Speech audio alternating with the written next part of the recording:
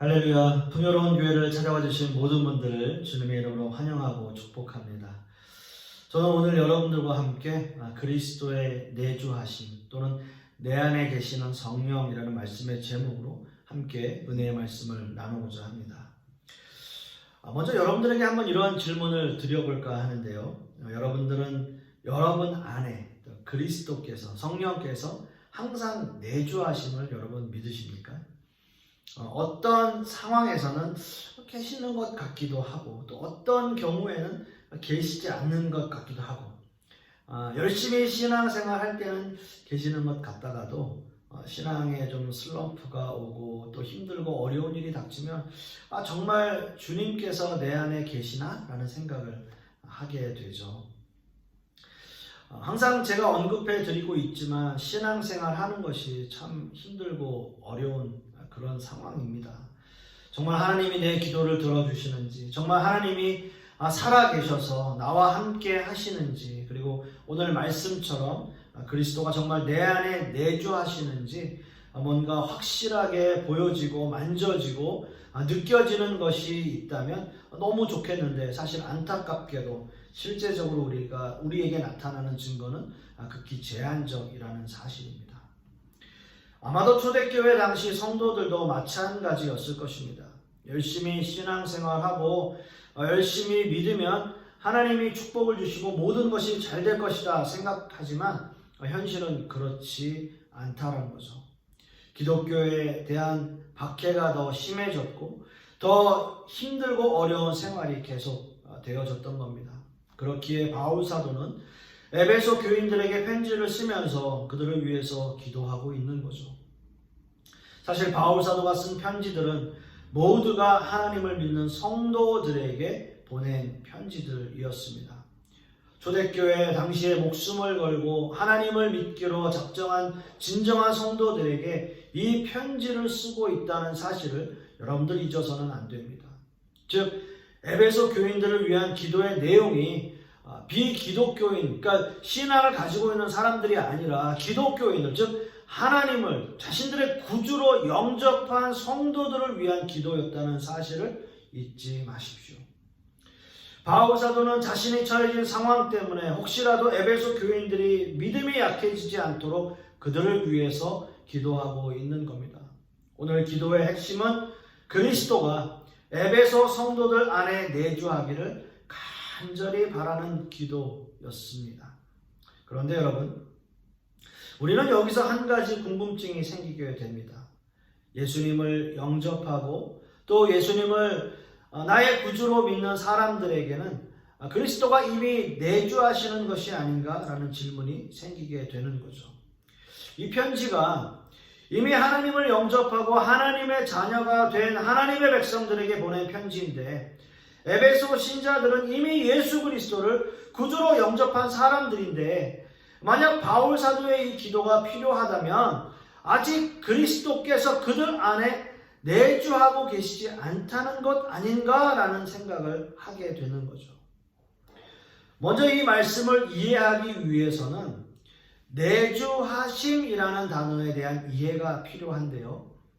오늘 본문은 그리스도가 내주하신다라는 말씀을 하고 있습니다. 이 말씀을 이해하기 위해서는 성령의 인치심이라는 표현을 우리가 함께 생각해 봐야 해요.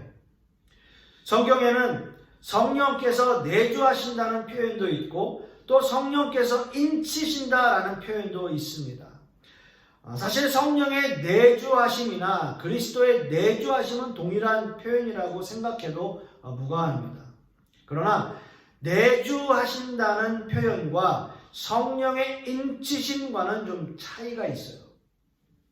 성령의 인치심은 구원의 확신과 같은 거예요. 즉 하나님의 섭리와 성령의 능력으로 하나님의 자녀라는 보증을 해주시는 사건을 가리켜서 단회적 사건이고요. 이것을 성령의 인치심이라고 표현해요. 그리고 내주하심은 성령님이 우리의 전 인격적인 삶 안에 역사하시는 것을 의미하고 있습니다. 그리고 성령의 내주하심은 영구적인 사건이에요.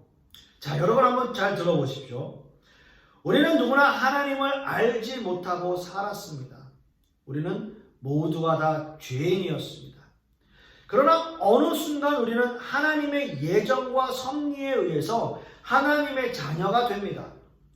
우리는 언제 우리가 하나님의 자녀가 되었는지 알 수 없지만 이 바울 사도의 표현으로는 창세 전에라는 표현을 쓰고 있어요. 이렇게 우리는 성령의 인치심으로 하나님의 자녀가 되었고 또 하나님의 자녀가 된 사실을 어느 순간 깨닫게 되는 거죠. 그 시기와 방법은 다 각자 다릅니다. 그리고 이렇게 하나님의 자녀가 된 다음 우리는 기도할 때 아니면 찬양을 부를 때 또는 말씀을 읽고 깨달았을 때 성령의 은혜와 충만을 간헐적으로 경험하게 되는 거예요. 이것은 성령님의 인치심의 효과이고 은혜의 결과입니다. 하지만 내주하심은 좀 달라요. 내주하심.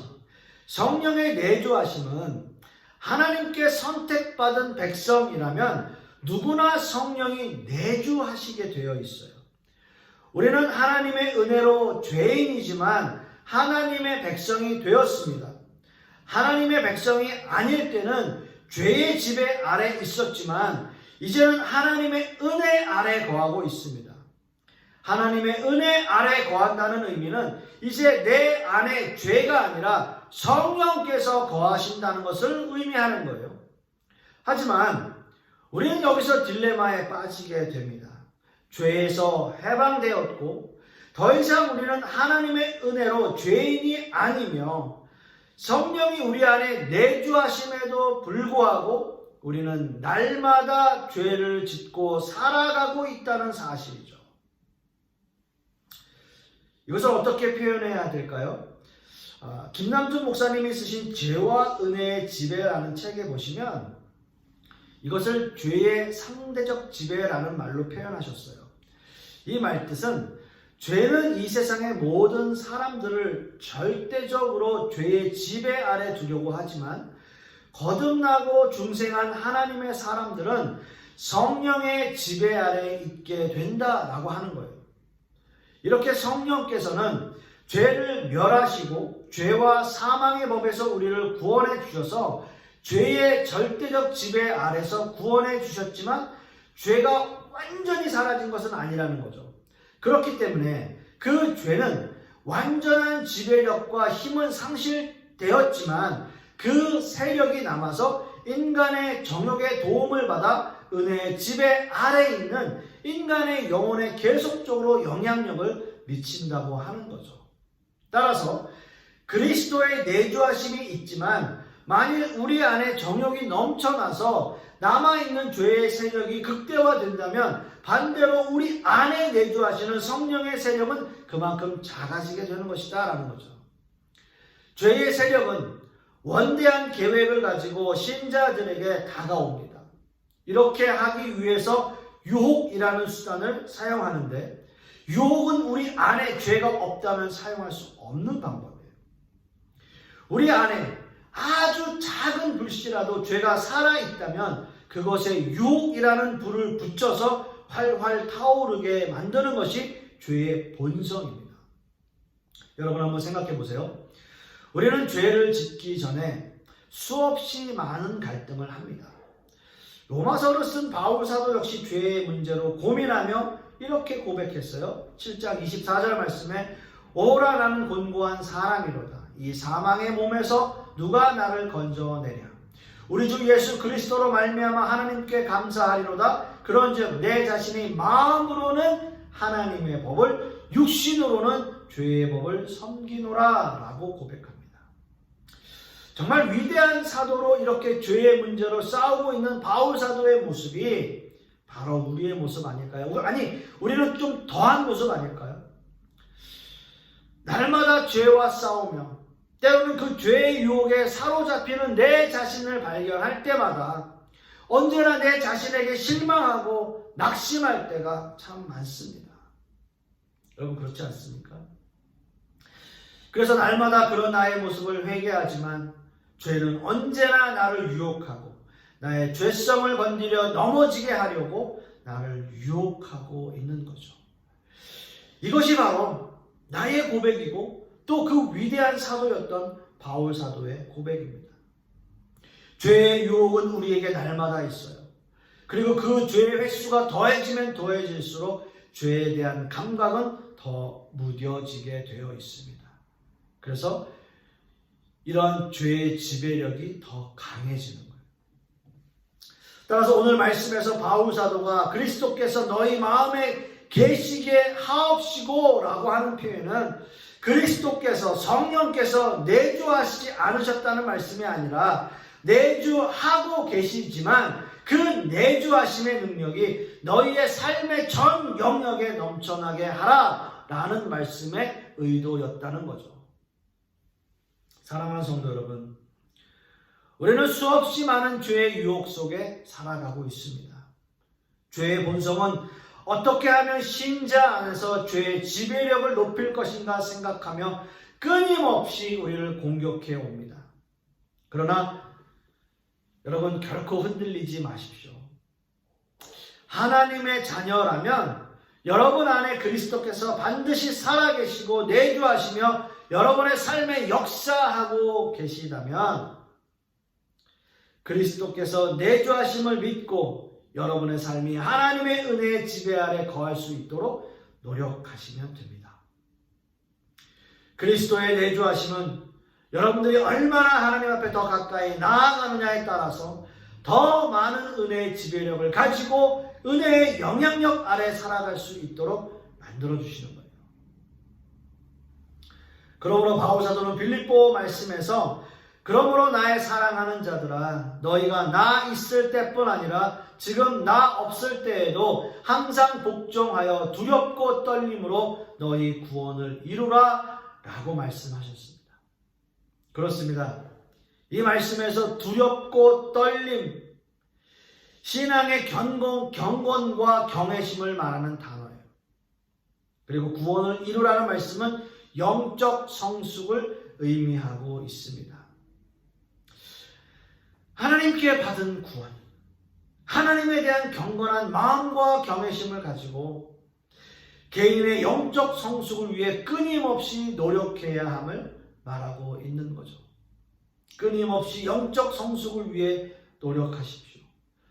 그렇게 하셔서 그리스도의 내주하심이 풍성하게 역사하시는 저와 여러분 되실 수 있기를 간절히 소망합니다. 에베소 성도들을 위한 바울의 기도는 그리스도가 내주하게 해달라는 기도였습니다. 그리고 이 내용은 에베소 성도들이 그리스도가 내주하시지 않아서가 아니라 그리스도의 내주하심이 삶의 전 영역에서 더 풍성하게 드러나길 바라고 있음을 말씀하고 있는 거죠. 바울 사도는 고린도 교회를 향해서도 그들의 삶에서 전 인격적인 삶의 영역에서 그리스도의 내주하심이 실제적으로 경험되어야 한다라고 말씀하고 있습니다. 고린도후서 13장 5절 6절 말씀을 보면 너희는 믿음 안에 있는가? 너희 자신을 시험하고 너희 자신을 확증하라.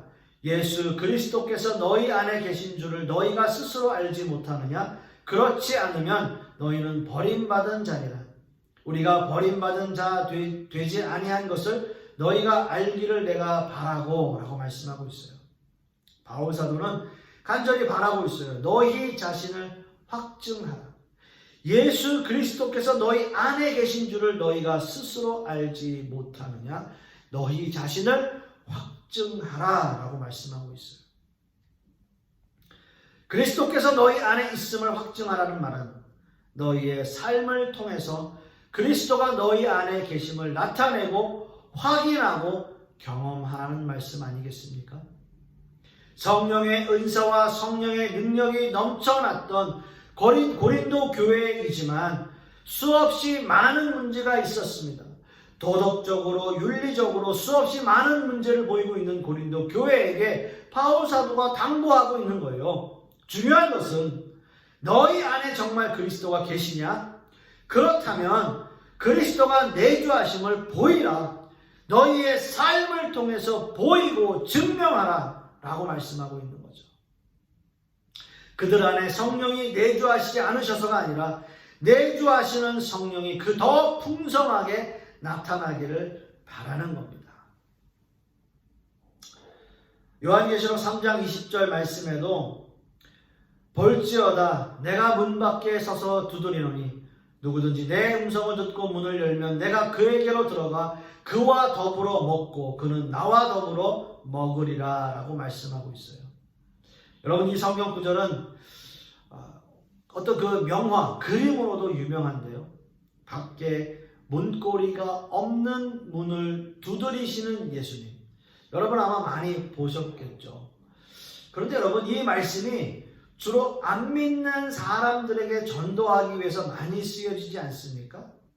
그래서 마음의 문을 열면 들어가시는 예수님. 그런 식으로 표현이 되어 있는데, 근데 여러분 참 죄송합니다만은 이건 안 믿는 사람들을 위한 어떤 전도하는 내용과는 거리가 멀어요. 그리고 순서적으로도 내가 마음의 문을 열어서 주님을 영접하는 경우는 없습니다. 무조건 하나님이 먼저 우리를 택해 주시는 거예요. 이 말씀을 자세히 보시면 이 편지는 소아시아 7교회 중 하나인 라오디게아 교회에게 보내지는 편지입니다. 요한계시록 3장 15절 말씀에 내가 네 행위를 아노니 네가 차지도 아니하고 뜨겁지도 아니하도다. 네가 차든지 뜨겁든지 하기를 원하노라 라고 하는 말씀이 있고요. 즉 라오디게아 교회가 하나님을 믿기는 믿었지만 신앙의 열정이 없었어요. 비교적 부유한 교회였던 라오디게아 교회 성도는 자신들은 부유했지만 기독교 기본 신앙인 가난한 사람과 과거를 돌아보는 일을 하지 않았던 겁니다. 그리고 19절 말씀에 이렇게 말씀하세요. 무릇 내가 사랑하는 자를 책망하여 징계하노니 그러므로 네가 열심을 내라 회개하라 라고 말씀하고 있어요. 네가 열심을 내라. 미지근한 신앙 가지지 말고 자기가 가지고 있는 것에 만족하지 말고 열심을 내라 라고 말씀하고 있는 거죠. 그리고 이어서 볼지어다 내가 문 밖에 서서 두드리노니 라고 말씀이 시작되는 거예요. 이 말씀이 믿지 않는 사람들에게 하는 말씀일까요? 아니에요. 믿는 사람들에게 하는 말씀이에요. 그 당시 라오디게아 교회가 가지고 있었던 미지근한 신앙, 미지근해서 토해버릴 수밖에 없는 신앙을 가지고 있었던 라오디게아 교회에 대한 책망입니다. 성령의 내주하심은 있지만 자신들이 가지고 있었던 미지근한 신앙으로 성령이 활동할 어떤 이유도 만들지 못하는 신앙이었지만 그들 마음 안에 있는 성령의 불씨는 거의 꺼져갈 것 같은 위급한 상황이고요. 그렇기에 예수님이 마치 긴급하게 문을 두드리며 이제 일어나라, 좀 깨어나라, 열심히 좀 해라, 이 세상 이렇게 살지 마라 라고 두드리고 계시는 거예요. 즉 그리스도의 내주하심이 없다는 것이 아니라 그리스도의 내주하심이 너의 삶에 드러나게 하라라는 말씀인 거죠. 그들이 삶을 통해서 주님의 내주하심을 경험하게 하는 것. 이것이 바울 사도의 기도입니다. 사랑하는 성도 여러분, 믿는 하나님의 자녀라면 누구에게나 그리스도는 내주하시는 것입니다.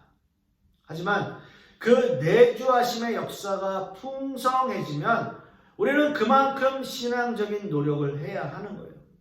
그것은 내 안에 그리스도가 살아계시기에 너무나 당연한 겁니다. 여러분, 마지막으로 그리스도가 우리 안에 내주하신다는 것은 우리에게 어떤 의미가 있는 것일까요? 그리스도가 내 안에 계시고 살아 역사하신다는 것이 나에게 주는 의미는 무엇일까요? 이것은 저와 여러분에게 너무나 중요한 사건입니다.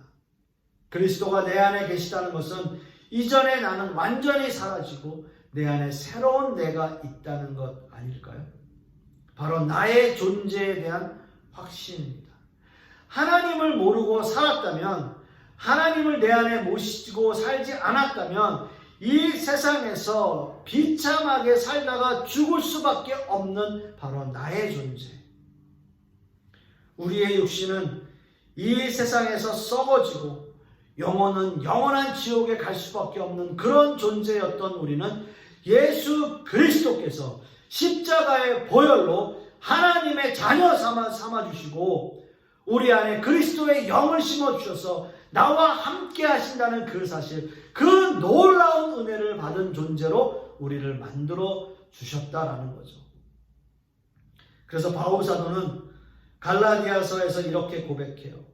내가 그리스도와 함께 십자가에 못 박혔나니 그런즉 이제는 내가 사는 것이 아니요 오직 내 안에 그리스도께서 사시는 것이라.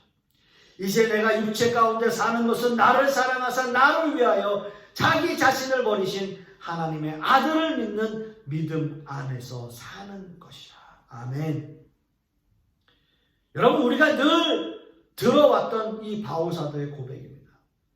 하지만 여러분, 이 시간 늘 들어왔던 이 말씀이 우리 안에, 우리의 마음 안에 새겨지기를 간절히 바랍니다. 우리의 마음에 사무치는 말씀이 되기를 소원하는 거죠. 성 어거스틴이 쓴 고백록에 이런 글이 있어요. 나는 주님께 간구하여 그분을 내 안에 모시기를 원합니다. 그러면 내 안에 나의 하나님이 들어오실 수 있는 자리가 있단 말입니까? 하늘과 땅을 창조하신 하나님이 내 안에 들어올 수 있단 말입니까? 오 나의 주, 나의 하나님, 당신을 모실 만한 이 어느 것이라도 내 안에 있단 말입니까? 당신은 천지를 창조하셨고 또한 한 줌의 흙으로 나를 창조하셨습니다. 그러한 내가 당신을 내 안에 모실 수 있단 말입니까? 당신 없이는 아무것도 존재할 수 없습니다. 하물며 그 어떤 존재가 감히 그 속에 당신을 모셔드릴 수 있겠습니까? 그럼에도 불구하고 왜 나는 당신께서 내 안에 들어오시기를 간구하는 것일까요?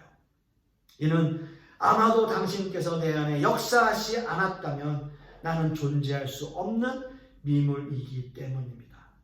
오 나의 하나님이시여, 그러므로 주께서 내 안에 거하시지 않는 한 나는 한시라도 결코 존재할 수 없는 자입니다. 라고 고백을 했어요. 사랑하는 성도 여러분, 그리스도가 우리 안에 내주하신다는 의미는 사실 우리의 생각보다 훨씬 더 큰 의미를 가지고 있습니다. 내 안에 살아계시고 나를 주관하시고 내 안에서 역사하시는 하나님, 그 하나님 때문에 나는 이 세상에 존재하게 되어 있습니다. 나를 위해서 십자가를 지시고 나를 위해서 죽으시고 나를 위해서 살아나신 그리스도 때문에 나는 비로소 이 세상에 존재하게 되는 거죠. 여러분, 성 어거스틴의 이 고백이 바로 저와 여러분들의 고백이 되기를 간절히 소망하겠습니다. 기도하겠습니다. 아버지 하나님, 감사합니다. 우리 안에 성령께서 내주하신다는 것이, 그리스도께서 내주하신다는 것이 우리에게 얼마나 큰 의미이고 그것이 나의 존재 이유임을 우리가 다시 한번 깨닫게 되는 시간입니다. 이번 한 주간도 그리스도께서 내주하시고 나를 주관하시고 나를 인도하신다는 사실을 깨닫고 한 주간 주님의 은혜 가운데 살아가는 우리 모든 성도님들 되게 하여 주시옵소서. 주님 감사드리며 예수 그리스도 이름 받들어 기도드렸사옵나이다. 아멘.